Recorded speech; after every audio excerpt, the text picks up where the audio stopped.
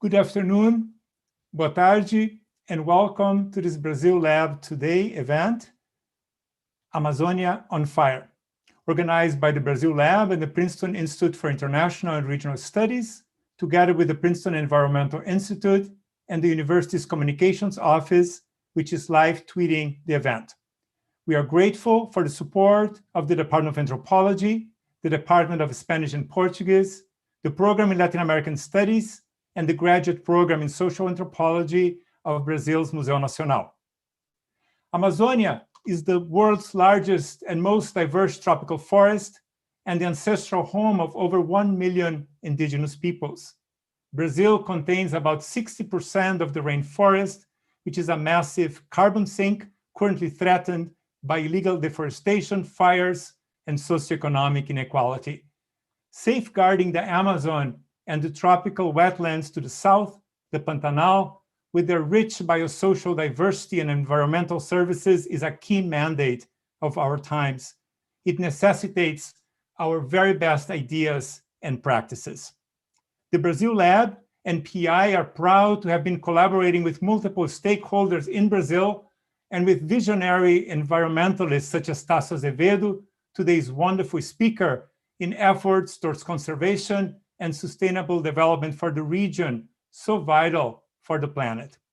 With science, machine learning, creative partnerships, and daring policies, Tasso and his collaborators have helped reduce the rate of deforestation in Brazil's Amazon by 75% in the 2010s and are now upping their game to face the complex political challenges of the day. Tasso is the founder and coordinator of Mapiomas, a network of scientific institutions, civil society groups, and startups that has been producing, with the help of Google Earth, the most detailed and comprehensive maps of land use changes in Brazil and Pan-Amazonia, and is now applying its cutting-edge methodology to other tropical forest belts. We are eager to hear from Tasso today how he reads the current threatening scenario and ways of reverting course. After Tasso's presentation of about 25 minutes, we will hear from our great friend, Michael Celia. Mike is professor of civil and environmental engineering and director of the Princeton Environmental Institute. He has been doing critical work on carbon mitigation and environmental monitoring, and has been a great supporter of our Amazonian leapfrogging efforts and a champion of innovative and socially meaningful environmental research and teaching on campus. Please feel free to ask questions on YouTube. The chat is open, and we will collect your comments and questions from there. Let's now, without further ado, give Tasso and Mike our warmest welcome to our Brazil Today session. Thank you for being with us. Tasso, the screen is yours.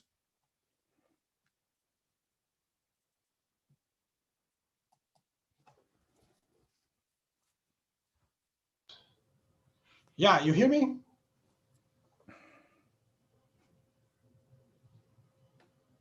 You can hear me? Yes. Yeah, okay, perfect. Okay, so I'm just move this thing here.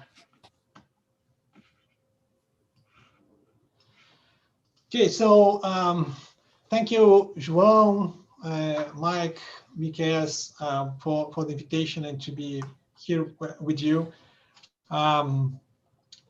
Talk about like fire. That's what we are seeing here in literally, but also in the sense of how the dynamics of the public policy is working in Brazil. Anyway, so I kind of designed this to in a format of 4 questions that I want to tackle as I present. The first one is if there is a connection between fire and deforestation, or if this is a natural event. So just want to talk a little bit about that. The second is if there is a connection or a sensitive relationship between deforestation and land use and the land tenure status of the land. In other words, depending on of the land tenure, you would have different results in terms of deforestation land use change in Brazil, and in the Amazon particularly. The third question is, in the midst of all this land tenure chaos that we have in Brazil and the Amazon mostly, it's possible to find the people that are responsible for illegal deforestation, to make them liable for what's going on. And the third one, and the fourth one is, how can we come back on track to decrease deforestation as we were, some years ago? So I'll start with going with the first question about the connection between fire and deforestation. Look, the first thing is, like, there's no such thing as natural fires in the Amazon. And that the main reason for that, this is like a tropical rainforest. Like that's because it's wet most of the time. And the period that it's dry, you don't have ignition to start up fires. So you only have the lightning when you have rain. And so when you have the lightning, you will have a rain just after that. And it's so humid that you will not have a fire starting. So virtually every single fire that you see in the Amazon is a result of some man activity, some human being activity.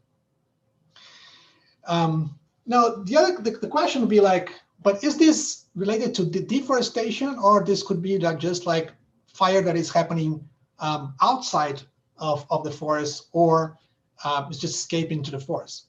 So this is the map of the deforestation areas that we had in Brazil. That's for the last year.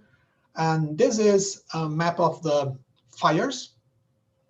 And you see that there is a good overlap, especially in the region of the Amazon, which is this region here. So what happens really is that there is two ways in which fire starts outside and get inside of the forest. Again, it's very difficult to put fire inside of the forest.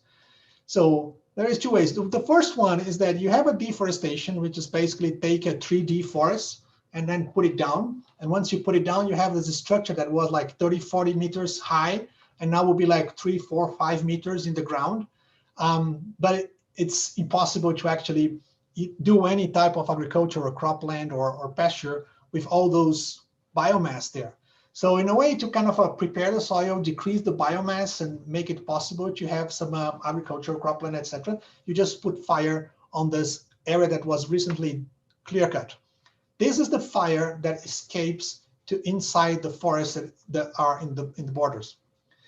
Also, you have the fire that starts on the pasture land, or for some slash and burn agriculture, but most pasture land, that also escape from when you put the fire, it escapes and goes to the forest, degrading a lot of the forest. Actually, it's interesting because the forest actually stops the fire. So it actually received the fire and get this understory fire, and then finally it stops as it gets to the more wet regions and finished. But that's the cost of that is a big degradation of the forest areas. Now, the NASA recently, actually this year, launched one program where they are not just mapping the spot fires that we have in the Amazon, but also distinguishing between what is a fire that is on areas that were recently clear-cut, deforested, or fire that is inside the forest, what they call understory forest fires, and then also the small clearing and agriculture fires. And what you can see in this graphic on the right side is that the majority of the fire is actually linked to recently deforested areas and understory fires.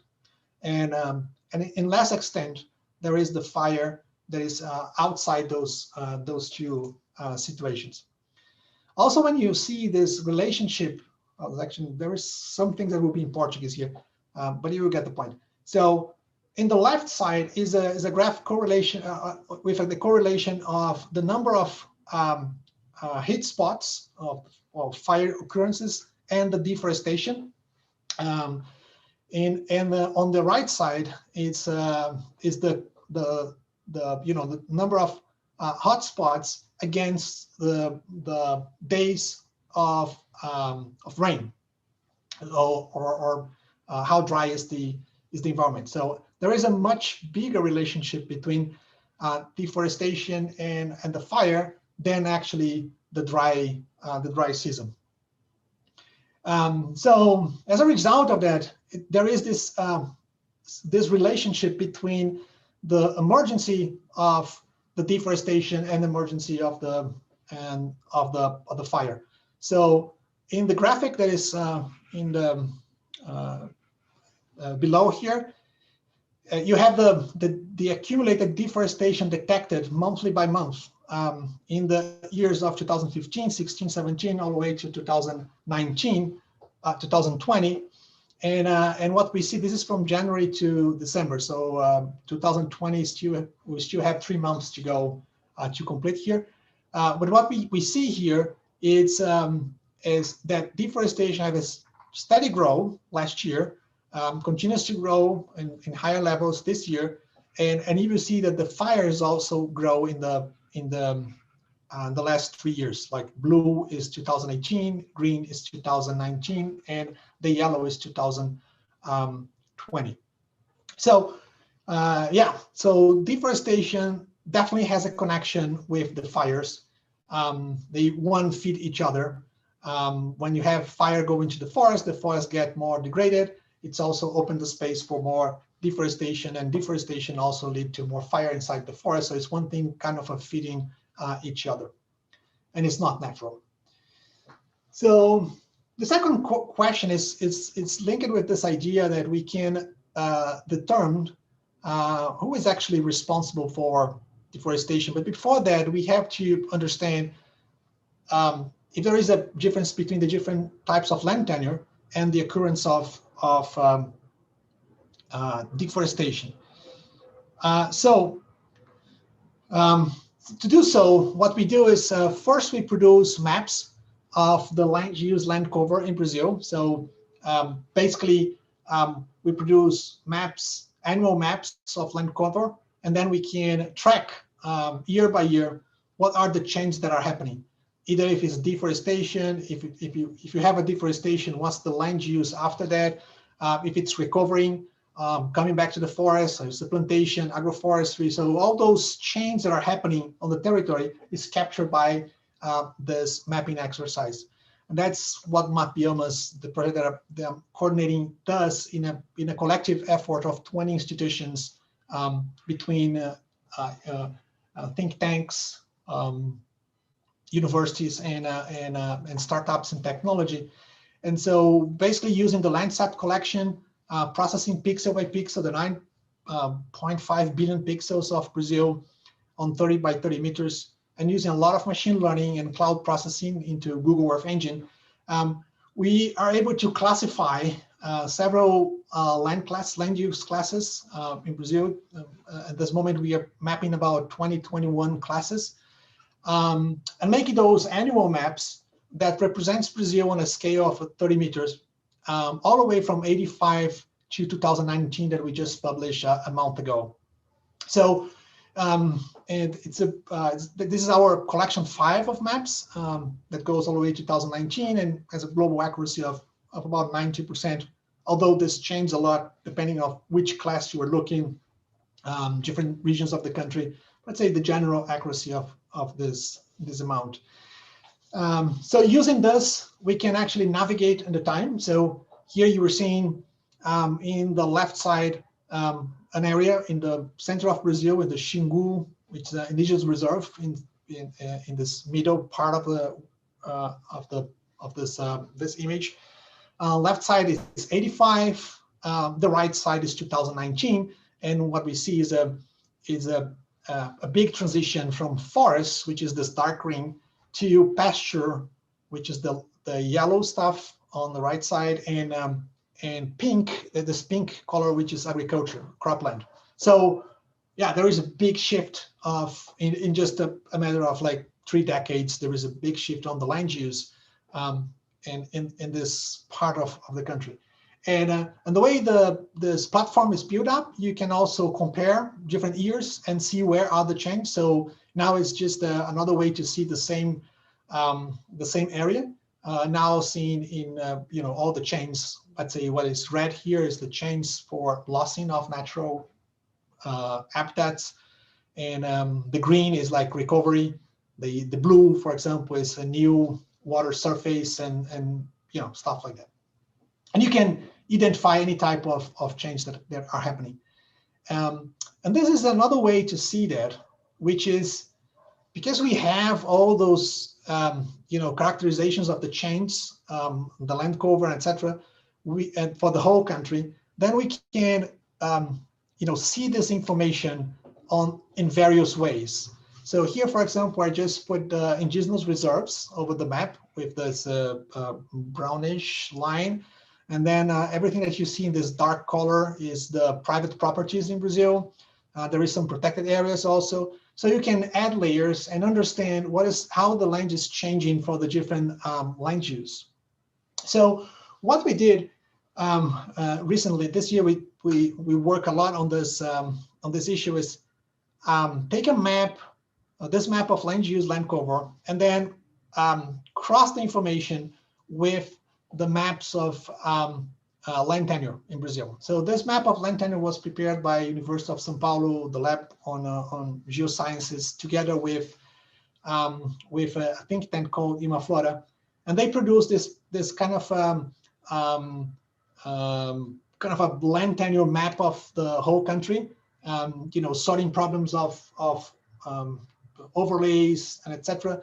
And got this map that let's say is the most complete map, land tenure map that we can have in Brazil today. So we cross these two informations, and we got a lot of information, but I want you to focus in one of them, which is how the loss of native vegetation changes and varies for the different types of land use. So in a simple way, for example, here in the first line, it's private land. So, the private land in Brazil had 240 million hectares of native vegetation and forests back in '85. And by 2019, they have like 181 million. So it lost 58 million hectares of forests just in private properties during this period. This is an area that is it's bigger than Germany, to have an idea. So so you have this for all the areas. I want to call the attention here, for example, for the protected areas. So if you look at the protected areas, which include the parks and indigenous reserves, the loss was much smaller than in private properties. So when I put this into a perspective on comparing one with each other, we see on the left side here the share of the total area that we lose in native vegetation in Brazil in between '85 and 2019. How much is in each type of land use? So the private land responds for over 65% of the, like 2/3 of the deforestation in Brazil is happening on the private land. And then the second is the rural settlements, and then there is the areas which we call like the emptiness in the map, which is like areas that we couldn't assign a specific land tenure, which will be about 10 to 14% of the total area that was lost in native vegetation in this period.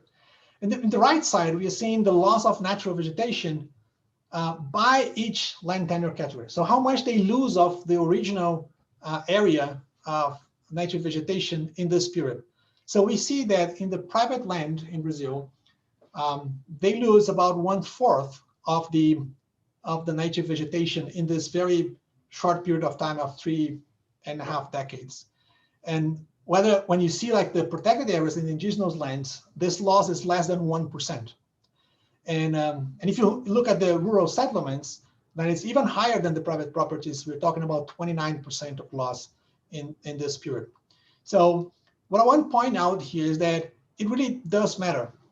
The definition of what is the use of the land, what is the use, what's the tenure of the land, who is responsible for the land, has a direct relationship of the deforestation and loss of natural vegetation.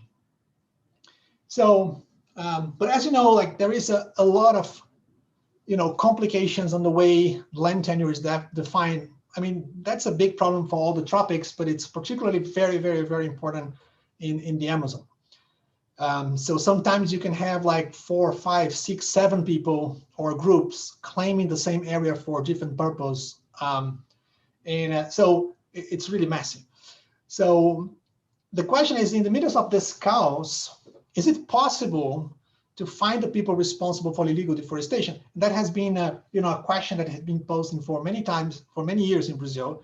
That, okay, we can find the deforestation, but then we don't know who is responsible for that deforestation or how to give responsibility to that. So to work with this, we create a new product on Mapiomas that was launched last year that we call Mapioma Alert. In this program, what we do is to take every single sign of deforestation that is identified by different agencies, like the Spatial Agency in Brazil, which provides the official data, like Amazon, that provides an independent source of deforestation for the Amazon, or the GLAD alerts that makes from University of Maryland that makes like the Global Forest Watch. So we take all those alerts, every single sign of deforestation that those different systems capture, and we check one by one to validate and check whether this is a real deforestation, when it happens, what's the size, exactly where they are located, as you can see here in this example. So we have now 94,000 alerts in the platform, and each one of those points are alerts that were identified from January 2019 until August 2020. So for each one of those alerts, you have something like this that you see on the right. You have the area, you have a high resolution imagery, 3-meter resolution on before deforestation and after deforestation. And then you have, if it crosses with properties, you have all the properties that it crosses. And then we make several analyses overlaying with information on protected land, on indigenous reserves, on authorizations, and so on. And this allows us to create kind of a reports for each one of the deforestation events that happens in Brazil, for example, all 2019, and now done for 2020. So the idea here is guarantee that every single deforestation counts. Just to have an idea, the record before that in Brazil was about 1% of the deforestation actually get a report. And now we are talking about like having 100% of the deforestation that are validated have a report. So we are multiplying the number of reports that are coming out by 50 at this year. So when you put together all this information, after we cross all this information, make all this validation, we were able to make this first annual report on deforestation in Brazil for the year 2019. And so in this report, we put together all those alerts that we could validate it, and then kind of try to understand what's the patterns that you can see there. So I'll just give us a snapshot on what we have in that report. There is much more information in the report if you download on the platform. Actually, there is an English version also. So for example, the number of events that we find out in 2019. So in 2019, we could identify 56,867 deforestation events that were identified in identified and validated in 2019, covering an area for 1.2 million hectares that was clear-cut. Most of that in the Amazon and the Cerrado region, but there is some also deforestation that we could identify in the other biomes also in Brazil. All the 27 states in Brazil had deforestation in 2019. From the 5,500 municipalities in Brazil, 1,734 municipalities had events of deforestation You see by the colors there, what's the colors that have, you know, more red is where you have most of the area of deforestation.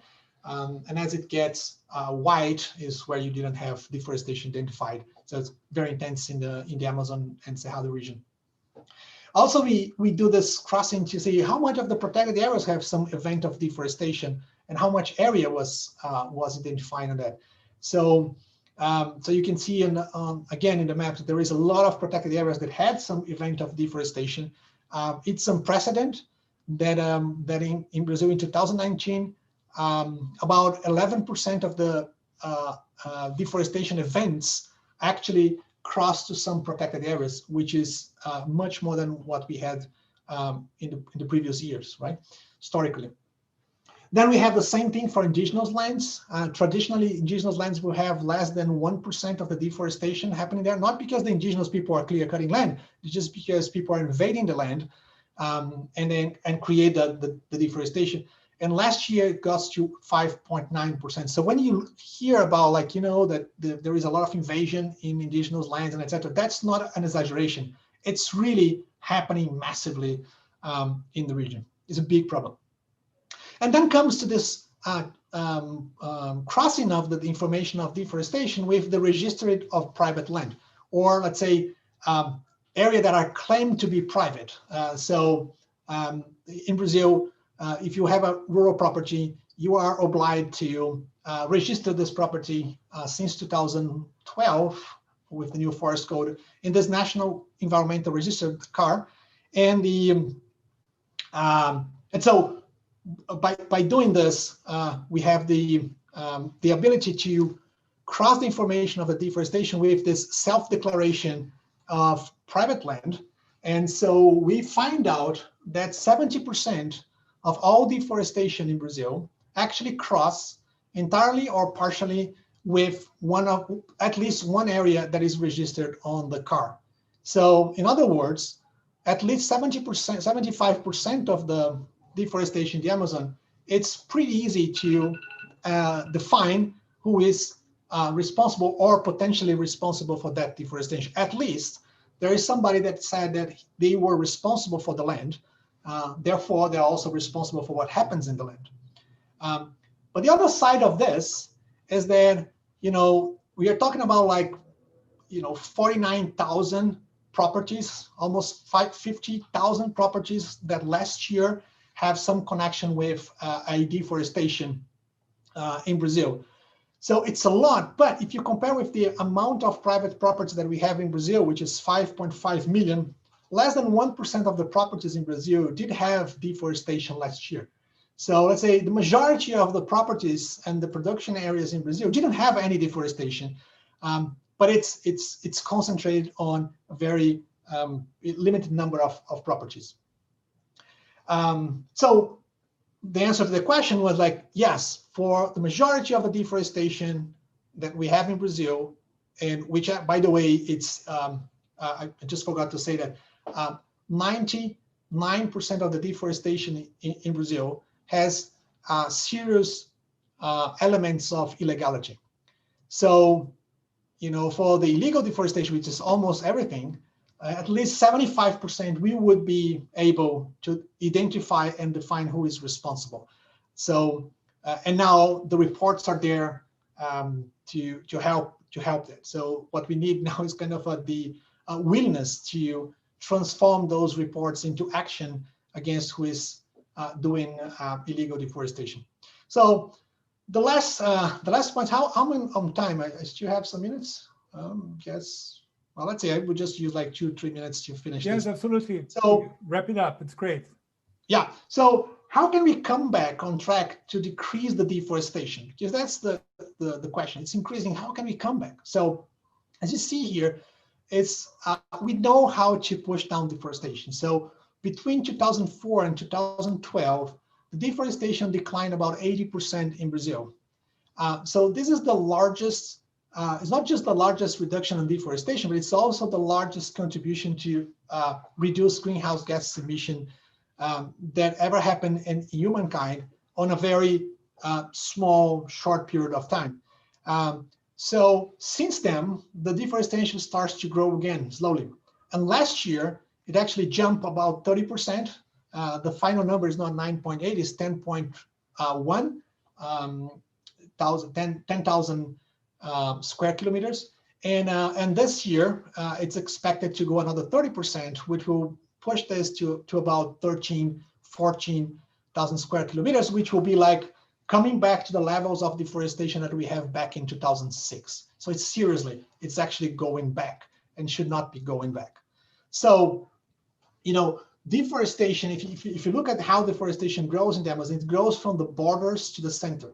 And so what is yellow in this map is like old deforestation, and what is red is the more like the newest deforestation, the more recent deforestation. So it's going from the borders to inside the forest. And as we have this effect, that you have the deforestation and then you have the effect of degradation on the surrounding areas, either for fire or for logging and so on. There is about, we lose about 40 million hectares of native vegetation during this period. And we are about to achieve 20% of forest loss in the region, of primary forest loss in the region. And there is about another 20% of the forest that has been degraded or severely degraded by fire or illegal logging and so on. So the amount of the forest that has been impacted and degraded, it's very important. And this has one impact that is absolutely crucial. When we start to, you know, everybody thinks about the Amazon as a kind of a pump, a big pump that are sinking carbon from the atmosphere. And this is true, like it was true in the beginning of 90s when the first studies on measuring that, they found out that the whole Amazon was sinking close to 1 gigaton of CO2 out of the atmosphere per year, as you know, the forest as a whole, as a machine working in the region. Now, the recent measures that were made after 2010, 2015, they find out that it's actually, we are moving close to a carbon neutral flux, which means like the net carbon flux of the Amazon is going towards to zero. It's moving towards to zero. And the main reason for that is tree mortality. And tree mortality is linked a lot with this phenomenon of degradation of the environment.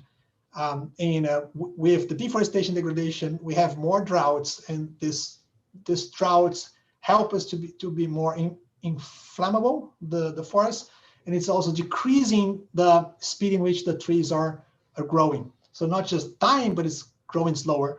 And so we tend to be this giant machine. Instead of pumping, you know, pushing 1 gigaton, is actually, you know, getting close to zero.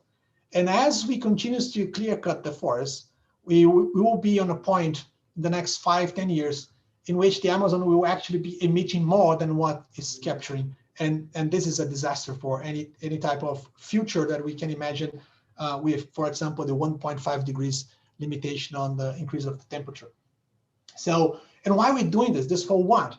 That's the destiny of the areas that has been clear cut in the Amazon. So the studies that we conduct, together with the studies that were conducted by Embrapa and INPE with something called Terra Class, which studies what happens with the land that was clear cut of primary forest, we find out that 63% of the area that was clear cut of primary forest, it turned into degraded pasture, very low quality, very low productivity pasture.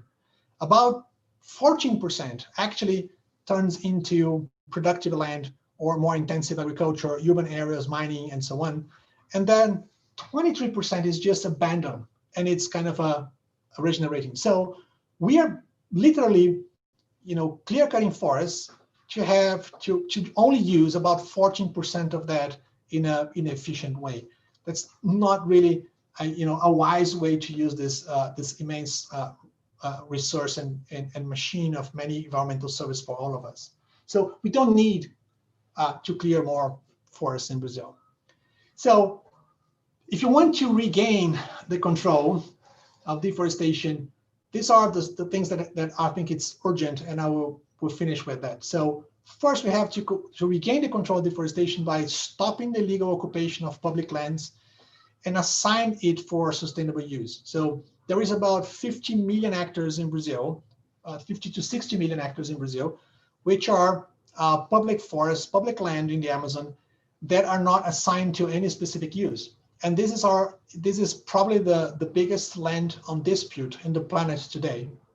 So, and this is solely on the power of the federal and state governments to decide the destiny of those lands.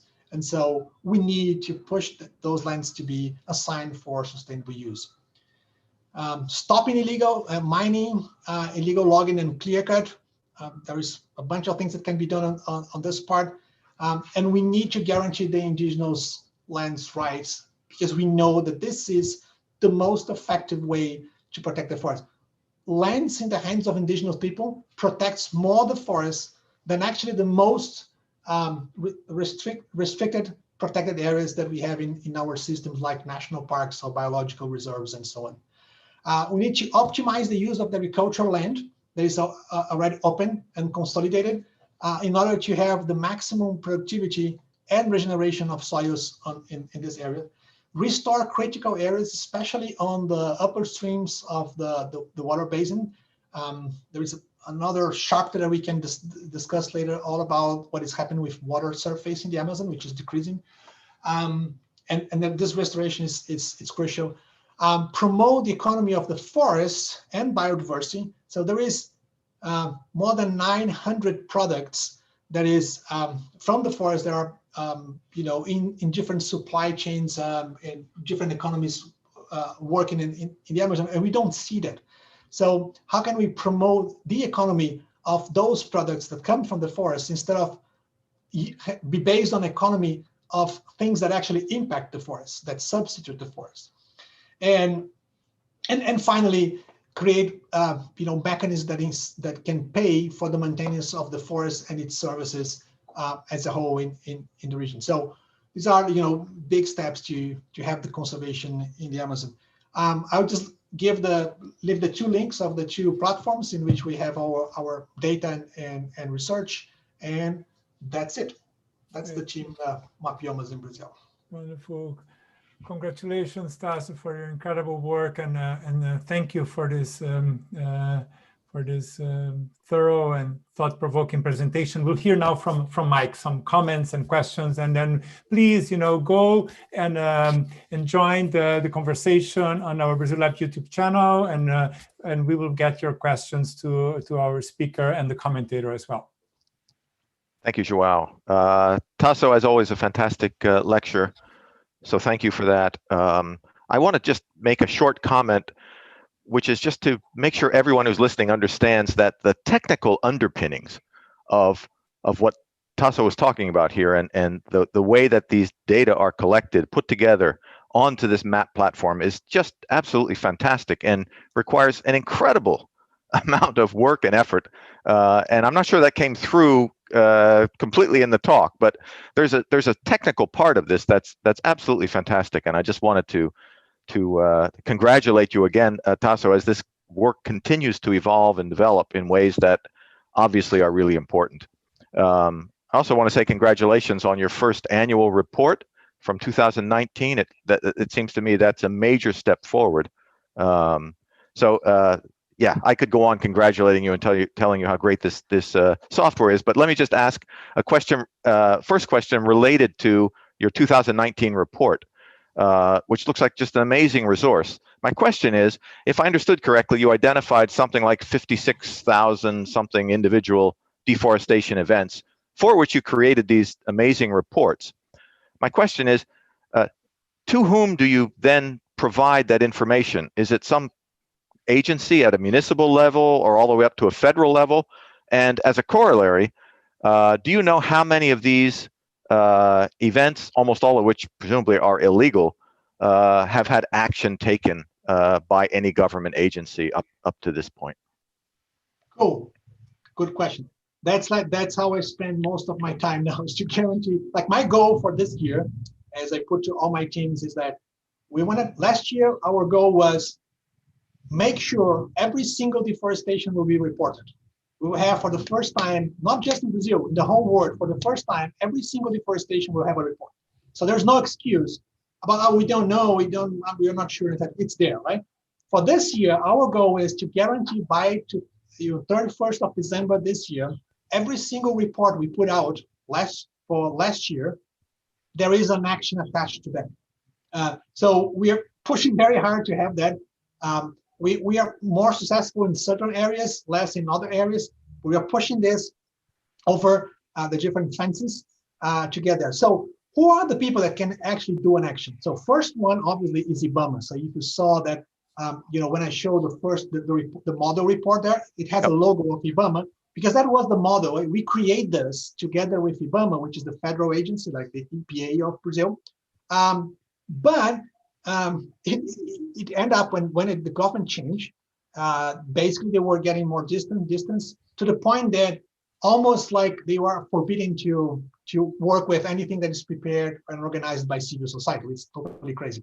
Not the technician level, it's just the political level, right?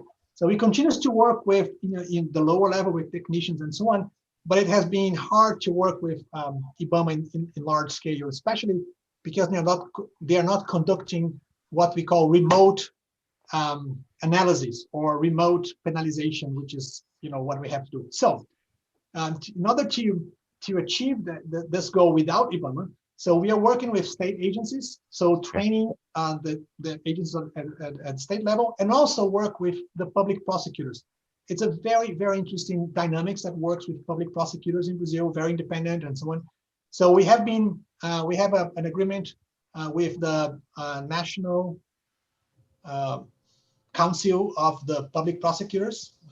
I don't know what's the name in Portuguese, in English, but it's the national representation of all the 5,000 public prosecutors, and so we are providing now a tool in which they can customize the reports for their needs. So basically, they go to the platform, they create a format of how they want their reports. So I want this like this, and I want the map like this, blah blah, methodology, etc. Put the logo, and so they can print all the reports, on the way that they want to use. So this is also open to any organization that wants to produce their reports, including private sector. So we have banks, we have companies like meat companies, soybean companies. You have international groups as well, and multinational corporations involved in this as well. Oh, they are Brazilian multinationals, and there is several groups that are actually preparing reports for multinationals, which are not directly, directly. But basically, as today, we have 18 organizations that have accounts to produce their own reports inside our platform. Because of the new rules of access to information, we actually don't know exactly what they are doing because we can't access. But there is 18 plus organizations that are already producing their own reports, and there is about 700 people that are producing reports, regardless if they are, customize them or not. So there is a lot of things to do, because what we find out is the different needs that you have for the different people are very different. So we're investing a lot of time now to be sure we have a kind of a help desk. Yeah, to make fantastic. flows for whoever wants to use it. Yeah. We don't do advocacy ourselves. So we just want to provide the best information. That's just a fantastic tool. João, let me ask one other question, and then you can take over and ask some coming in from the audience, perhaps. But you're talking about the rates of deforestation, the amounts, the incredible work that was done over the sort of last decade to get an 80% drop, and now we've got this increase. I wanted to ask if you could put this into the context of the sort of tipping point that somebody like Carlos Nobre tends to talk about. And his recent writings, he's estimating that if you get to between 20 and 25% of deforestation, that you cross a tipping point where you can't come back, right? It's an irreversible process then that leads to widespread transformation of most of the Amazon, which is, an incredibly frightening concept. And if I heard you correctly, you said that we're already basically at 20% of the forest having been lost, and another 20% that is is in some state of degradation. So can you give us a sense of, how close we are to this what I find incredibly frightening tipping point? Yeah, that one of the interesting things that we have new on the platform this year, it's a mechanism in which you can see the deforestation of primary and secondary forests, and also see the regeneration of the forests, and what's the dynamics that is happening, because that's very crucial to. That's something that we don't have in any account, including the accounts from Carlos Nobre, which is, okay, we are talking about loss of forest cover, or we are talking about loss of primary forests. That's I see. Okay, very interesting. So, yeah. So it's interesting that this is not something that we were thinking before, and now we are thinking, oh, well, actually, that's very significant. Yep. And why is significant?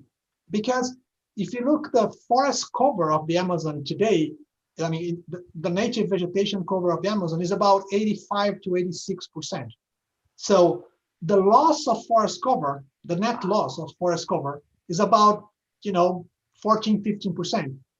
The loss of primary vegetation is about 19 going to 20%. Okay. So it's very interesting to understand what is the dynamics that is happening with this secondary forest. Yep. So the secondary forest first, it grows faster, but it also has much less volume.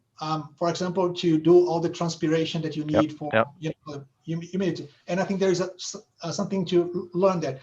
The other thing is that we are learning now is that, for how long a secondary forest, what's the chance of a secondary forest be clear cut again, with 1 year, 2 year, 3 year, 5 years, 6 years. So there is a lot of data now coming out that we hope there is many people interested to evaluate, because the data is just coming out there, and say, is it possible to actually estimate what is the prediction of how many years this actually secondary forest will survive?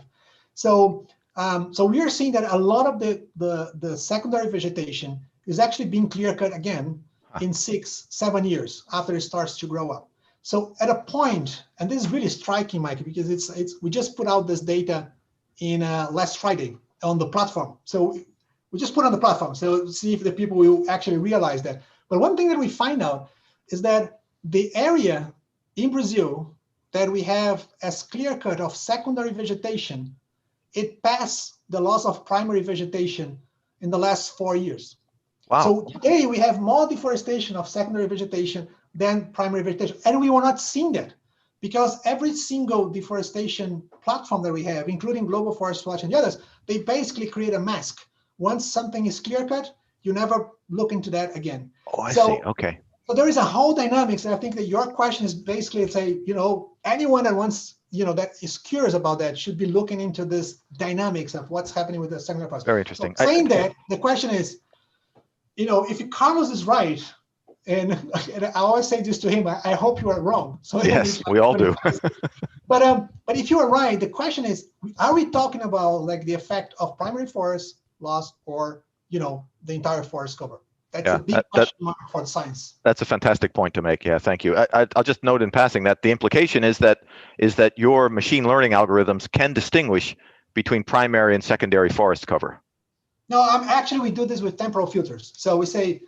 Okay. So you just go. So it's not the image analysis. It's just looking at what happened in the past. I got you. Okay. So we say then it's 100% sure for sure. Yeah, okay. And actually, it's interesting because the concept of primary forest in this case is very unusual, right? So primary forest is everything that was forest in '85. So I hear you. Right. João, I'll turn it back to you. I've got more questions, but let's hear from others. No, please jump in the next round as well, Mike. Thank you. But I think the audience are asking a wonderful and probing set of questions around the political and economic implications of any effort at conservation, right? So we have a question from Lucas Pratis from anthropology here at Princeton. Thank you for your presentation and incredible work, Tasso.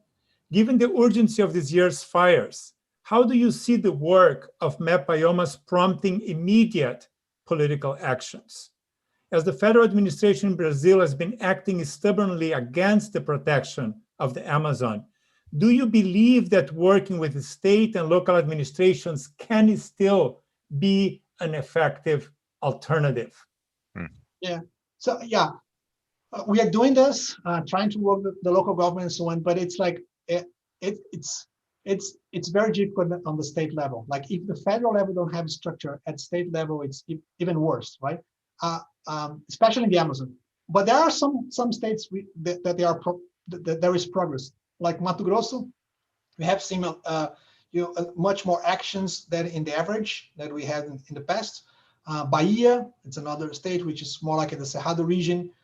So there are some movements on that. But thinking about like immediate action, what we are trying to do is like, apart from those products in which we are giving information on where the things are happening, having the reports and so on, we also create another tool which we are doing basically respond to demands, which we call like active deforestation or active alert.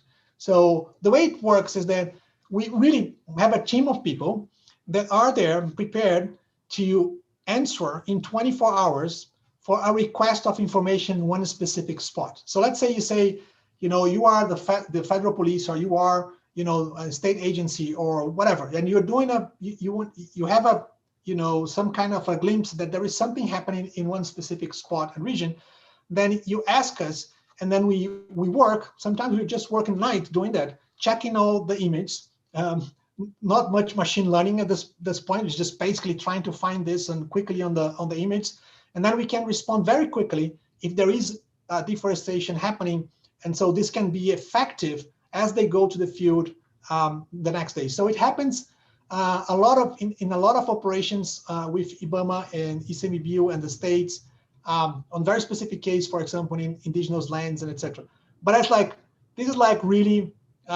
Case by case, it's very hidden. It's not very public for the reasons that I mentioned before, but it's there. So what I think will make a huge difference is two things. One is business deciding that it will not do any relationship with anybody that is in our platform. So that's something that we are working right now, saying like, look, this is very simple and clear. You have here all the proofs and etc. It doesn't matter if it's legal or illegal. If you don't want to be related to deforestation, it's very easy. Every single of those polygons, it's properties that you should not be dealing with because they have very recent deforestation. So that's one thing. So they do not get the benefit for that. And the second one is to have an action that prohibit the government to conduct land regularization, land tenure regularization on areas that have illegal deforestation. So there is a lot of process now being produced by different groups on advocacy, etc., to challenge the government in the court, saying that they are obliged to suspend any regularization process where you have illegal deforestation. That's very important because it means it will give a clear sign that if you clear cut illegally, you will not have the rights over the land. So you don't have the incentive to do it. So this is the type of thing that can be done once you don't have the government at your side. Tasso, a question from Carlos Fausto, professor of anthropology at Museu Nacional in Rio, and also a global scholar here at Princeton. He will be with us, hopefully physically, but if not, virtually in the spring, having to teach a course with Miqueias Mugi on Amazonia, the last frontier. From Carlos, in transitional zones, such as that of the Upper Xingu, the forest is not working anymore as a barrier against fire. After a decade of exceptional drought, the understory is functioning as combustible for fire. Have we arrived at the tipping point in this area? I do agree. I think in many places in the Amazon, we probably are in the tipping point. And as all tipping points, you just are sure after you pass that, right? So probably in 10 years, we'll look back and say, well, actually, that was the tipping point. So I think there is signs. In Xingu area is one of the areas that we have those signs. We also have signs of that in the southern Pará, and also in the northeast of Mato Grosso. So yeah, totally agree. Yeah. So it's very possible. Also along those lines, the question of the Pantanal, the fires in the wetlands south of the Amazon region, right, has been in the news, and reports of a quarter of the Pantanal being destroyed, in ruin. How do you relate that fire in that region to the fires in the Amazon, or to deforestation or climate change in the Amazon? How can you see both biomes in somehow interacting under this smoke, so to speak? Yeah. So let's say some of the things are not. I haven't seen, for example, a paper that will make this direct connection, but there is a lot of signs that there is this connection in two ways.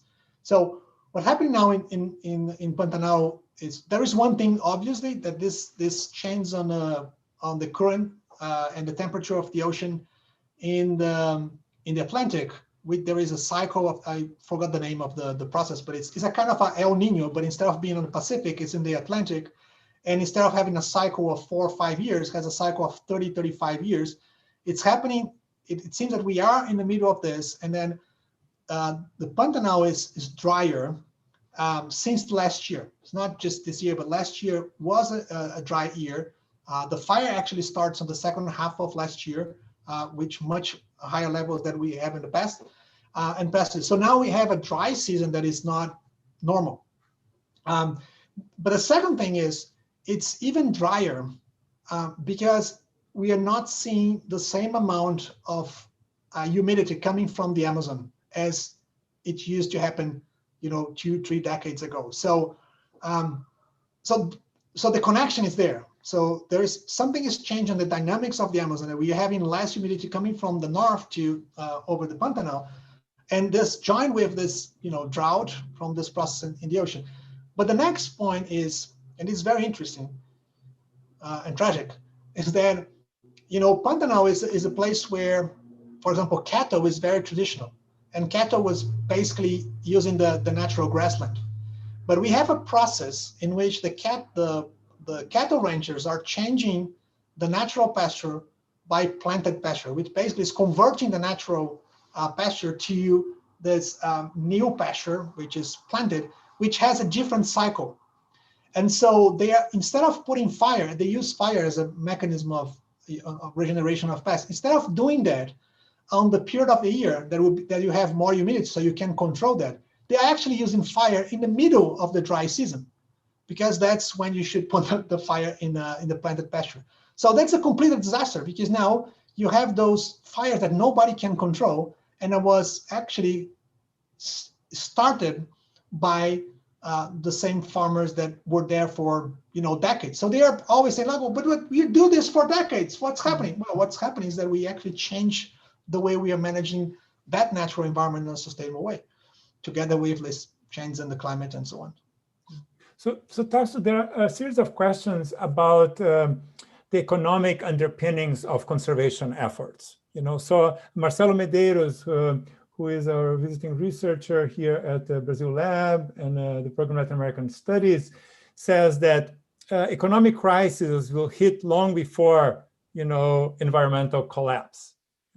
So how do protection, conservation efforts affect the question of agricultural productivity in those areas? You kind of started to address that at the end, showing that there was not so much productivity, right? So can Brazil lose a substantial part of its agricultural competitiveness? Or what is the agricultural or economic rationality, if any rationality right now, in the current place of the Amazon in the Brazilian economy right now? I think what we are living now in Brazil is a kind of a tragedy of the commons, right? So it's like, if you think, like, even if you are, if you are the Minister of Agriculture, if you are someone that once you see like the whole picture, you obviously see that there is a threat in the way we are dealing with the environment. First, physically, because this will impact the rain and the conditions that we have for production as a whole in the whole country.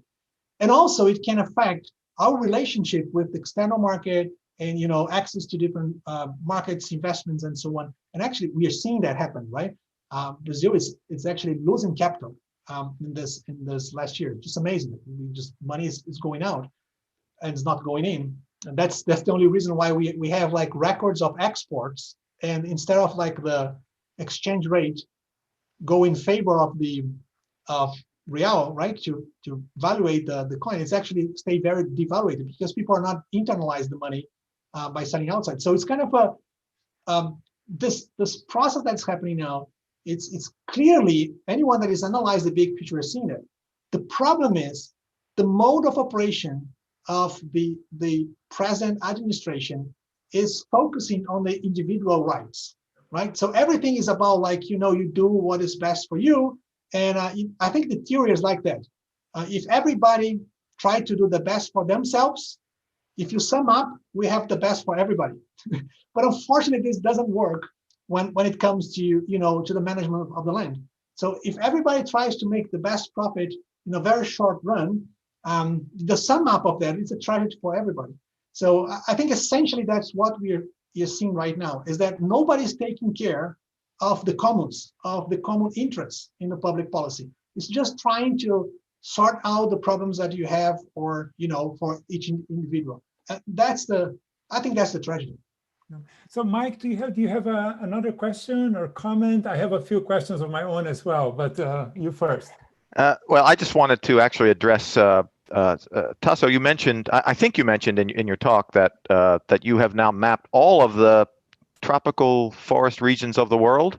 Did I catch that, or did I misunderstand? But my general question is about how you are taking this, or if you're taking this incredible tool and trying to expand it, perhaps even globally. I mean, I can imagine that the technical machinery that you've set up could give us this kind of snapshot information in many other parts of the world, and one could think about putting it all together into a general global view of broad land use change across all of the continents on the planet. So I'm just wanted to give you a chance to comment for just a minute or two on what you're doing in using this this remarkable tool in other parts of the world. Yeah, so it's running now virtually on every country in South America except from Chile. For different reasons, we didn't start there yet, but hopefully we will close all the South America next year with different initiatives. So there is an initiative in the whole Amazon basin, there is Chaco region and so on. And there is also an initiative in Indonesia that's going really, really fast. So hopefully they will have the first collection of maps by the end of this year. And we are really trying hard to get the feeds in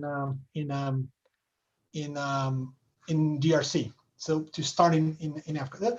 The thing is, the model we work is that we don't do the work in any other place. We basically, the idea is to train people, give them the tools, and they will develop their own process with local partners, making maps that matter for them, right?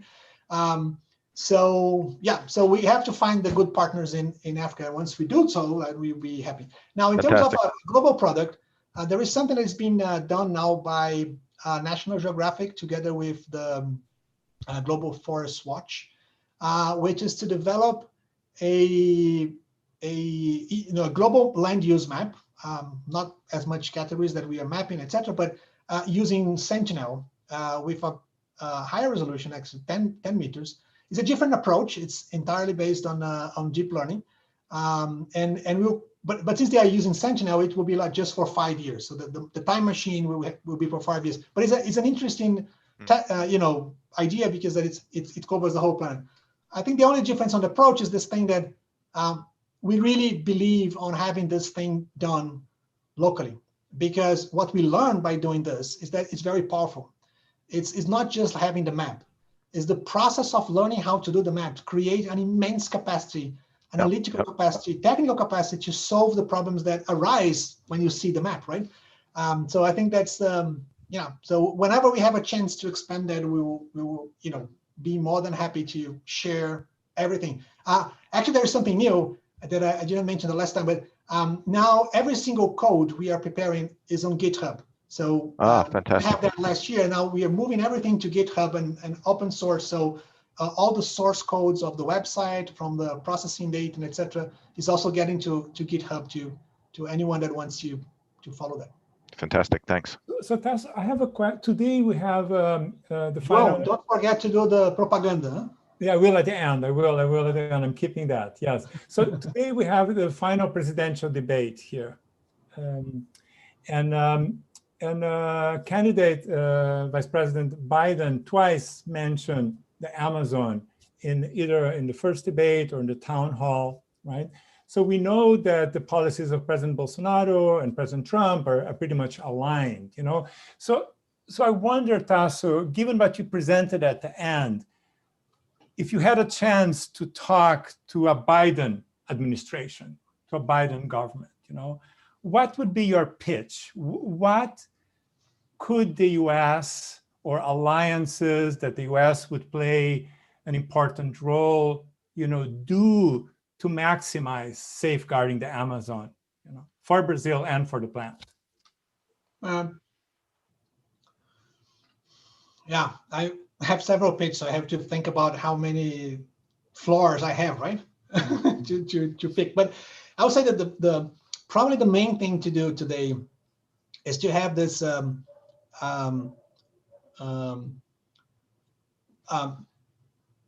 everything related to traceability, because I think that's the way you can talk, you know, country by country, by saying, look, we're not requesting you any kind of a barrier, environmental barrier or something like that. We're just saying, you know, guarantee that you have governance.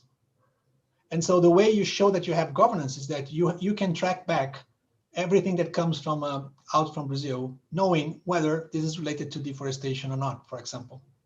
So that would be like a very easy and quick one. There is a list of things that actually can be done pretty quickly. So I think if we have the lucky and the luxury of actually have this change in US, which is not important just for US, it's important for the entire world, because I think that if this thing changes in US, it will give a sign that, you know, that will refresh the way this, you know, the thing is happening everywhere in the world, and with consequences also in Brazil and other places.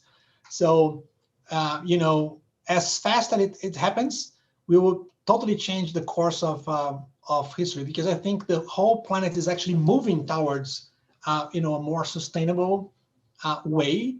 And so this, well, and lastly, you know, what's happening in Brazil today is not representing what Brazilians are. And I think what's happening in the US is also don't represent what the Americans are.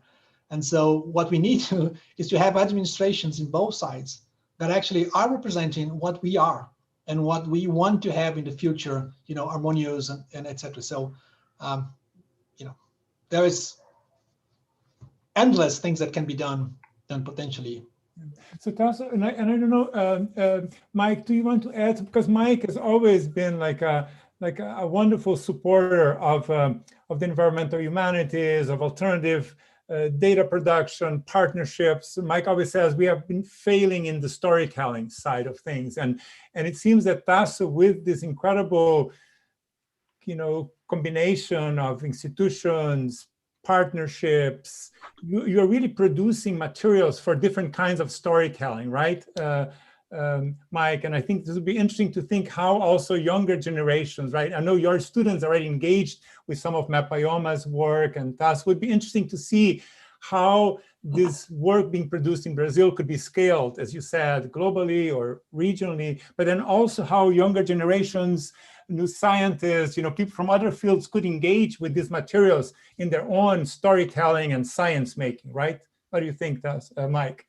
Oh, I agree completely. I think that it's the responsibility is on us, all of us, but I'll speak from a point of view of academia, that we need to rethink a little bit about everything that we're doing, because despite our best efforts, you know, these sorts of large-scale deforestation, and you can look in many other parts of the world, we still have things going on that we really need to deal with, and that means that we need to think as creatively as possible, and as interactively as possible with the sorts of things that Tasso's doing with Mapiomas and many others, all the sorts of things that are happening in Brazil Lab, and the kinds of things, João, that I think you and I try to do in regard to PEI and Brazil Lab and other things, so that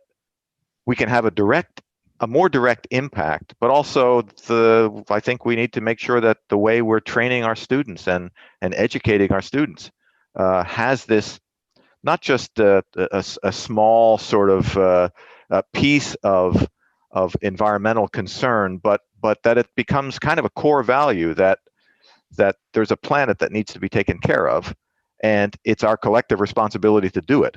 And you cannot run from that responsibility. And I think that's on all of us to do an even better job than we've done to this point. Well, so Tasso, do you want to say anything else? But we got a few more questions, about the role of narrative storytelling, so you get all the fake news, the misinformation. But again, today, I think we got a sense of how you said science and transparency and audacity in thinking and kind of unlikely coalitions, right, that you are creating, and your audacity of knocking at Google's door as well and saying, "Hi, can we team up? Can you make some some new technologies and new ways of processing things available?" And so there's something very original that's happening, but again, very much build upon people on the ground, right? Those on the ground partnerships with civil society groups, with local scientists, technicians, right? Who are giving, the best of their time and of their values to this larger cause, it seems, right, Tasso? Yeah. I think that the one thing that I didn't even touch in the presentation, I think, for some reason, it just passed because of the route I was going. But one of the things that worries me more and touch me more on this whole thing is the potential loss that we have of, I would say, entire civilizations. Because I think when you lose one indigenous population, it's what we are losing. We are losing a civilization, right? And we are, I don't think we have any moment, at least in the last century, that we have so much pressure over the indigenous people. And this is now threatening the uncontact groups or the isolated groups. I know people have realized this, but Brazil is the place in the world that has more uncontact or isolated groups in the entire planet. And so we are now kind of running against the watch to find those people before, a gold miner gets to their lands. And if they encounter them, it's basically eliminate, because if you have indigenous people, then you have to recognize the land. And so there is a threat which is totally absurd that is happening right now. And it may happen that we suddenly lose this people. So I would invite everyone to kind of watch a documentary that is, I send you later on the name, but it's a pair of two indigenous people, which are the last ones of one entire group, which are living in the forest only with fire.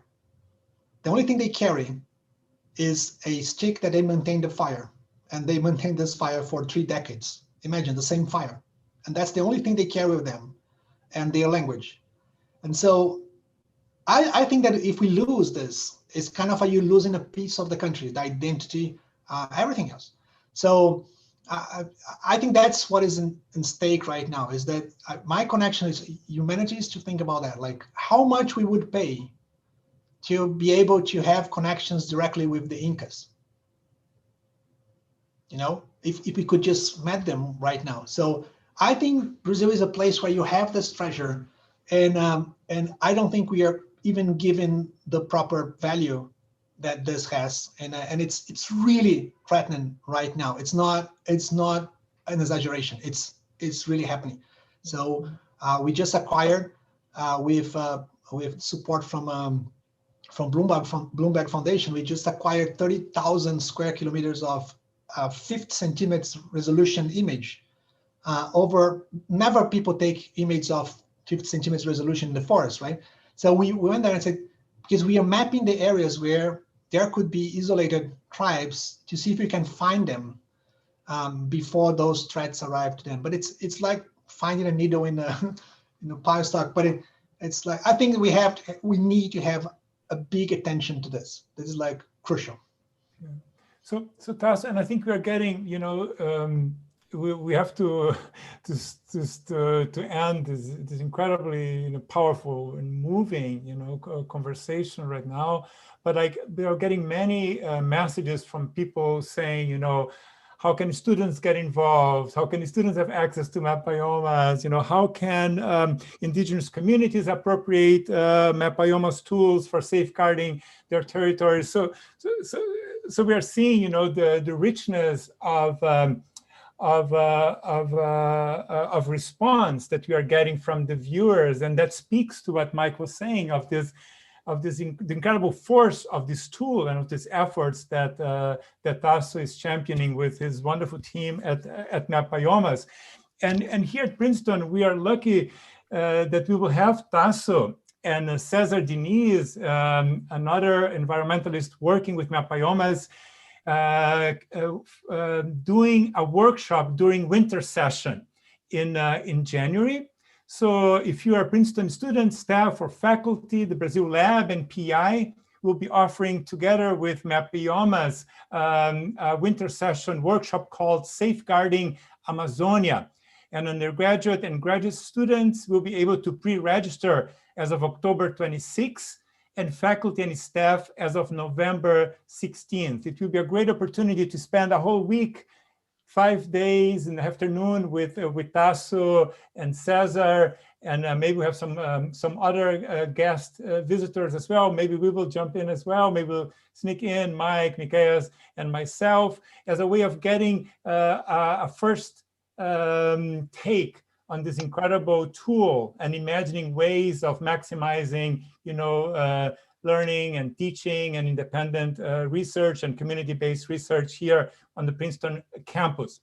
I also want to say that on November 5th, we will have a digital film screening of the powerful documentary Amazonia Undercover, which really addresses some of the issues that Tasso was speaking at the end. We have the Munduruku peoples present in the documentary, and Esteban Chiavata, the director, will be in conversation with Ilona Swabor from Igarapé Institute, and Beto Verissimo from Amazon, our collaborator and partner and good friend, as well as our own Rob Nixon from the Environmental Humanities Program of Princeton Environmental Institute.